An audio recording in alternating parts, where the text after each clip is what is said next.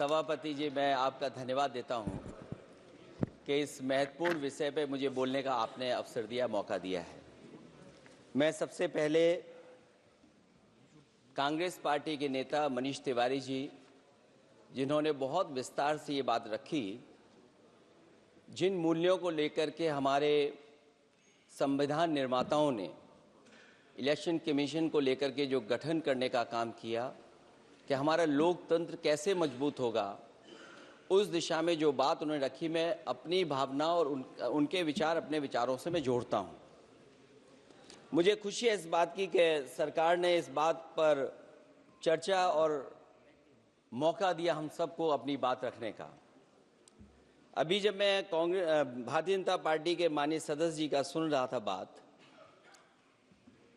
तो वो बिहार का इलेक्शन और आने वाले भविष्य में जो उत्तर प्रदेश का इलेक्शन है उस पर भी काफ़ी चर्चा कर रहे थे। सभापति महोदय, मैं कुछ बातें ऐसी कहना चाहता हूं जो हम लोगों ने अपनी आंखों से देखा, और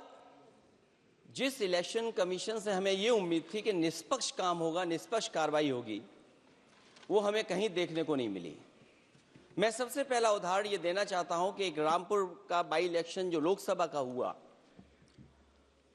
जब लोकसभा का चुनाव बाई इलेक्शन रामपुर का हो रहा था, तो भारतीय जनता पार्टी की सरकार के मुख्यमंत्री जी और पूरी भारतीय जनता पार्टी ने यह तय किया था कि समाजवादी पार्टी यहां से नहीं जीतेगी, यहां से भारतीय जनता पार्टी जीतेगी।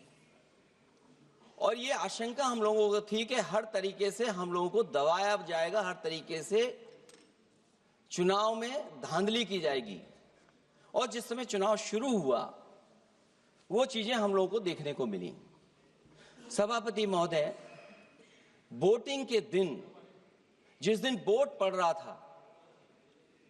उस दिन हम लोगों ने देखा कि किस तरीके से पुलिस